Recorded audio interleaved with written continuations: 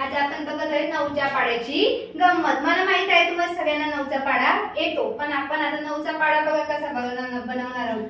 0 1 2 3 4 5 6 7 8 9। आता खालून आपण 0 देत चालायचं। 0 1 2 3 4 5 6 7 8 9। बघा बरं किती सोप्या पद्धतीमध्ये आपण 9चा पाढा तयार केलेला आहे आणि किती गमतीशीर आपण 9चा पाढा तयार केलेला आहे।